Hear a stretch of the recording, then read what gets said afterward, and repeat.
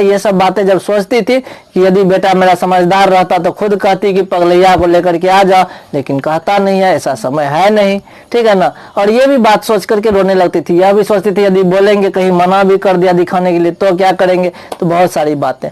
तो हृदय पुकार उठा, चाहे जो भी बहाना निकालो, पर मूल बात इतनी है कि स्वयं भी पुत्री से थक गई है। बात तो सच्चाई यही है कि कितना भी बहाना क्यों ना बनाओ कि बेटा नहीं सुनता है, पुतो नहीं करेगी ठीक से, या फिर बहुत सारी बातें, लेकिन वास्तविकता बात यही है कि ये जो माँ है इसकी, ये भी करते करते थक गई है, परेशान हो गई है, कितना करेगी।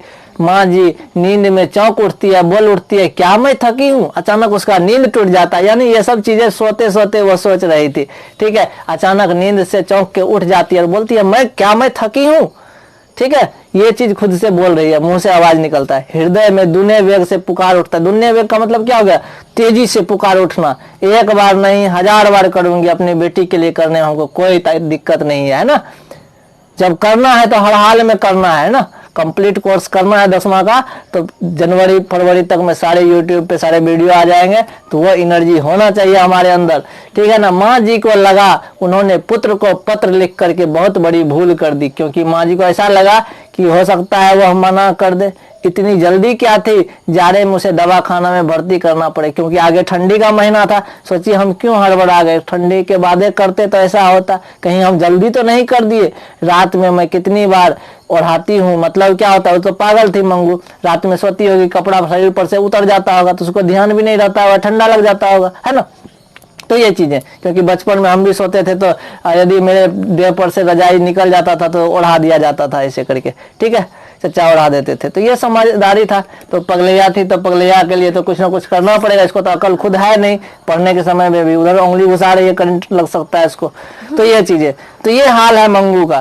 तो अब तो यहाँ समझ में आ गया। रात में मैं उसको कितनी बार ओढ़ाती हूँ चादर, दवा खाने में तरह तरह घड़ी घड़ी कौन उड़ाएगा, सही बात है। हॉस्पिटल में इसका कौन सेवा करेगा, यहाँ पर तो जब मन होता है तब झापड़ खींच लेते हैं, लेकिन हॉस्पिटल चली जाएगी तो वहां पर तो कौन देखेगा। आया समय से खिलाया खाना, बात खत्म है। तो ये चीजें गर्मी में भर्ती करके रखेंगे ना तो ठीक रहेगा। गर्मी के महीना में, ठंडा महीना में उसको ठंडा लग सकता है, गर्मी में तो कोई बात नहीं, पंखा चलेगा। परंतु पत्र मिलते ही पुत्र आ पहुंचा। जैसे ही पत्र मिला बेटा को, बेटा तुरंत घर आ गया, है ना। और उसके बाद अस्पताल में भर्ती करने के लिए मजिस्ट्रेट से ऑर्डर भी प्राप्त कर लिया, ठीक है। आदेश भी लेकर आ गया कि बेटी को अस्पताल में भर्ती करना। 1 सप्ताह में मंगू को भर्ती करने का तय हो गया। जैसे ही बेटा आया बोला अगला सप्ताह इसको भर्ती कर देंगे। माँ जी को विश्वास हो गया, पुत्र पगली बहन को अस्पताल ढकेल करके बेटा बोझ उतारना चाहता है। और इसकी जो माँ थी मंगू की, इसकी माँ सोच रही थी जो बेटवा है मेरा, 2 टका खर्चा तो हो रहा है लेकिन इसका बोझ उतारना चाहता है। क्या उतारना चाहता है, बोझ, ठीक, ताकि सोचता है कि बोझ उतार देंगे ना मेरा टेंशन खत्म हो जाएगा। तो यही चीज करना चाहता है कौन, बेटा। ऐसा उसके माँ के मन में हुआ। सोचता है कि पगली को अस्पताल में दे देंगे, माँ भी नहीं कहेगी कि हम इलाज नहीं करवाए, अपना बोझ उतार देगा, ठीक है। ऐसा ना होता तो वह पत्र मिलते ही इतना जल्दी नहीं आता, ठीक है ना।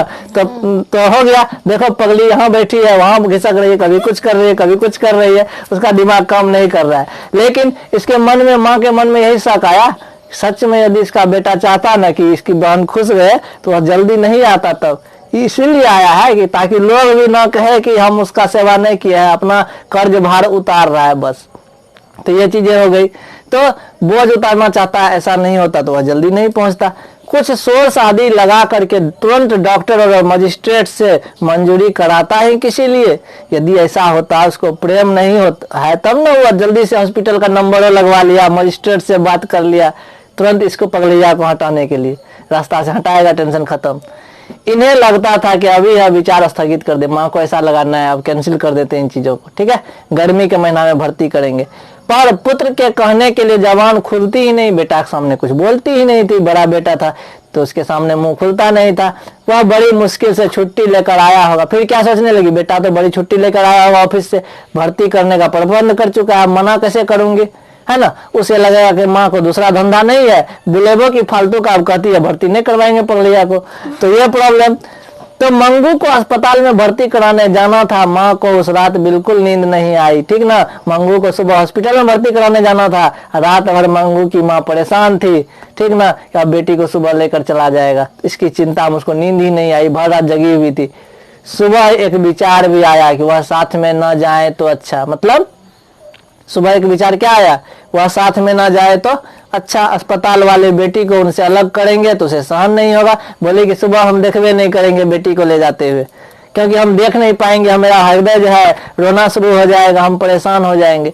इसीलिए चूंकि जब अस्पताल ले जाएगा हमारी बेटी को, पगलिया को, सुबह सुबह एम्बुलेंस आएगी, लेकिन हम उसको देखेंगे नहीं, ताकि हम सहन नहीं कर पाएंगे। पर अस्पताल में कैसी व्यवस्था है यह सब अपनी नजर से नहीं देखेंगी तब तक चैन नहीं पड़ेगा। एक तरफ तो सोची कि सुबह पगलिया को ले जाएगा हॉस्पिटल तो हम नहीं देखेंगे नजर से ताकि हमको दुख नहीं हो। दूसरी तरफ सोचती है जब हम जाएंगे नहीं तो हॉस्पिटल में देखेंगे कैसे लोग सेवा कैसे करता है, बढ़िया से करता है कि नहीं करता है, इसका ख्याल रखेगा कि नहीं रखेगा, तो ये प्रॉब्लम हो जाएगा। तो ये चीजें इसीलिए वह विवश होकर के मजबूरी बस जाने के लिए तैयार हो जाती है।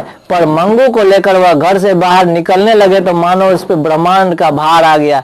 लेकिन जब मंगू को लेकर के डॉक्टर सब जाने लगा हॉस्पिटल, लगता था कितना बड़ा पहाड़ उसके माथा पे भार लग रहा था, कहाँ जा रहे हैं, बहुत सारा परेशानी। ठीक है, हम लोग पिछला कहानी में देखबे किए तो उस माँ के साथ क्या हुआ था मंगम्मा के साथ।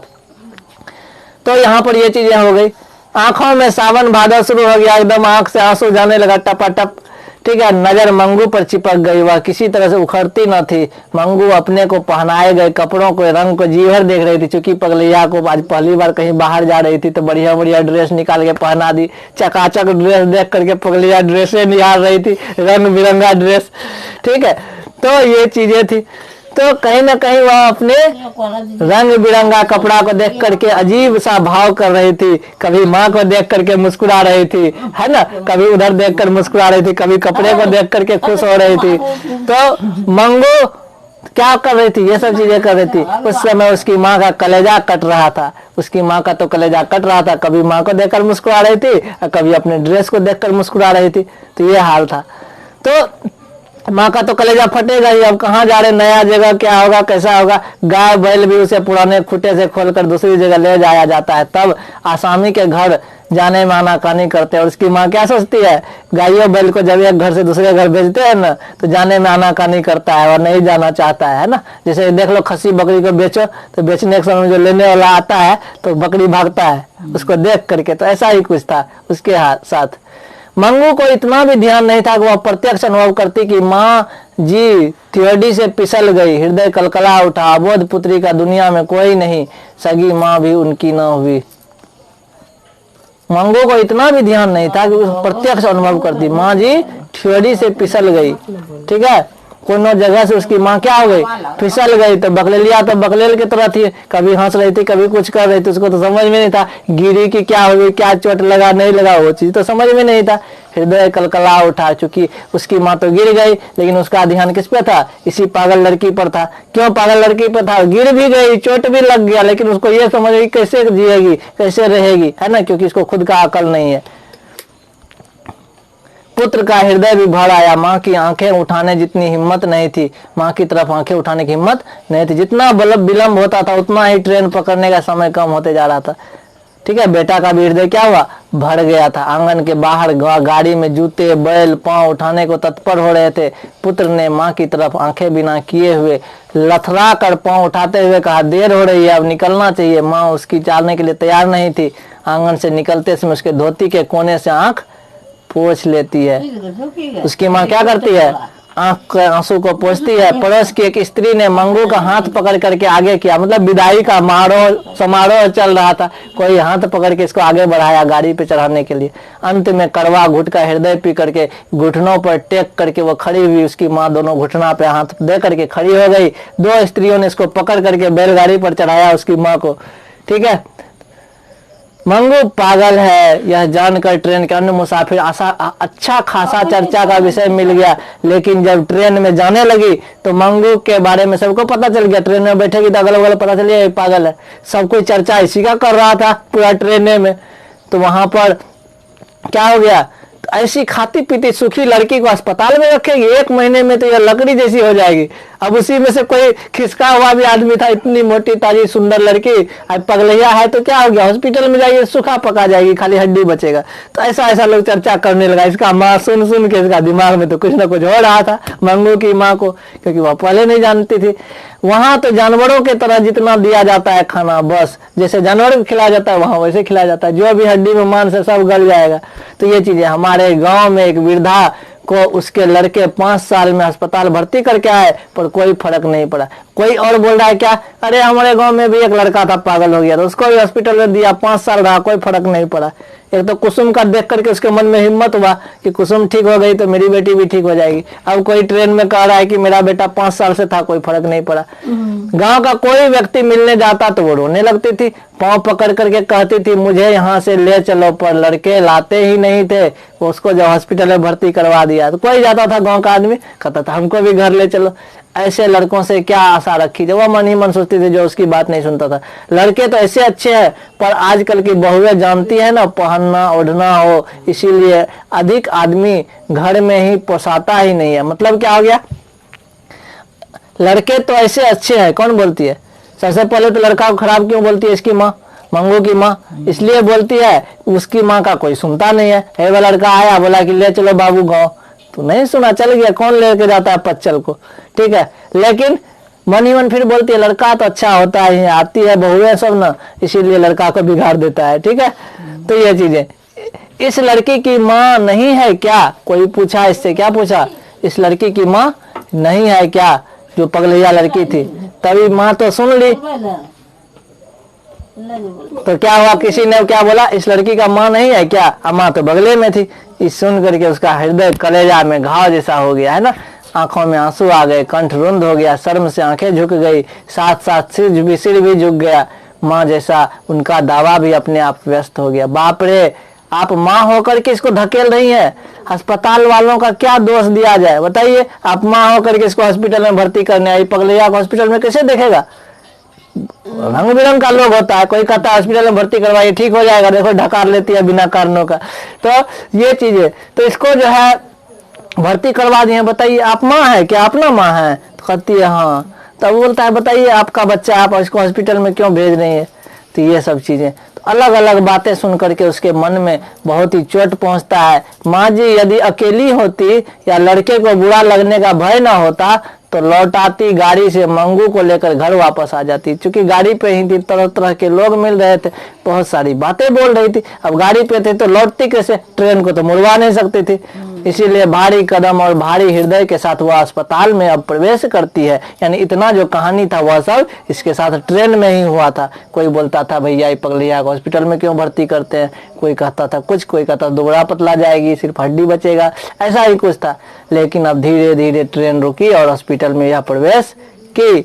मुलाकात का समय था। इसी बीच खंड में रोगी और उसके सगा संबंधी अलग अलग बैठे हुए थे। क्योंकि हॉस्पिटल में जाता है तो केबिन होता है डॉक्टर का, वहां पर पेशेंट अलग जगह पर, उसके सगे संबंधी अलग जगह पर। स्वजन द्वारा घर से लाया गया खाना काफी लोग खा रहे थे।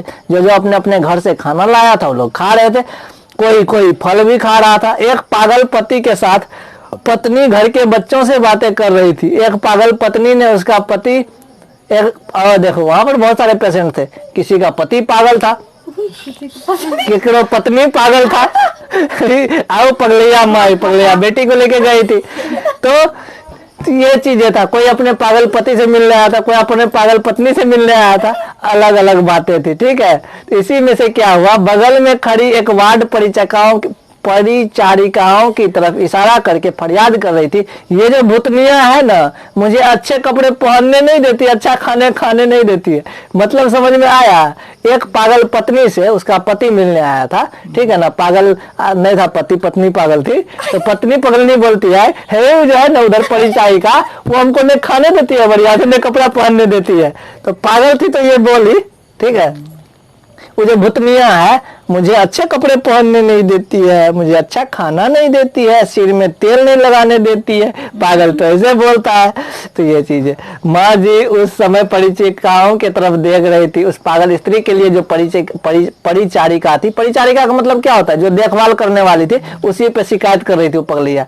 वह हंसकर बोली, अब मैं तुझे सब कुछ दूंगा। कौन? जो देखभाल करती थी। वो सुन ली इसका बात। जो महिला बोल रही थी, वो हमको खाने नहीं देती है, बढ़िया से कपड़ा नहीं पहनने देती है। तो वह क्या बोली, अब हम तुमको रोज देंगे खाने अच्छा अच्छा, तुम्हारे पति अच्छा अच्छा खाने को लाए हैं, एक बार खा लो।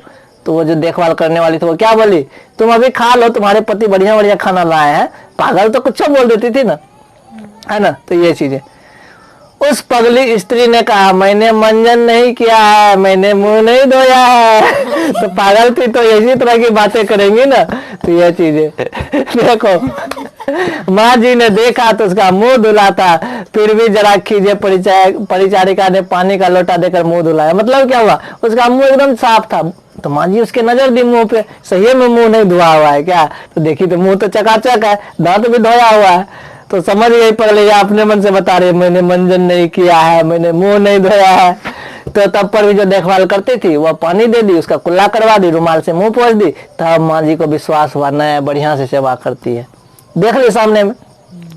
डॉक्टर और स्त्री वार्ड की मेंट्रन आ गई। माँ जी ने के पुत्र ने मजिस्ट्रेट का ऑर्डर दिया। मतलब क्या आ गया, तभी डॉक्टर आ गया और स्त्री वार्ड की मैट्रन आ गई। मतलब महिला पुरुष के लिए अलग अलग था, लड़की के लिए लड़की देखभाल करने के लिए थी, तो वो आ गई जो देखभाल करने वाली थी। डॉक्टर भी आ गया। तब माँ को संतोष हुआ, चलो अब बेटी के लिए कुछ अच्छा होगा। ऊंचे स्वर में मंगू की देखभाल अच्छी तरह से करने को कहा। बड़ी जोर से बोली, हमारी बेटी का पगलैया एक बेटी है, इसका देखभाल कीजिएगा, हमको अपने से देखभाल करना पड़ता है। मैट्रन ने कहा, इस बात की आपको चिंता नहीं करनी।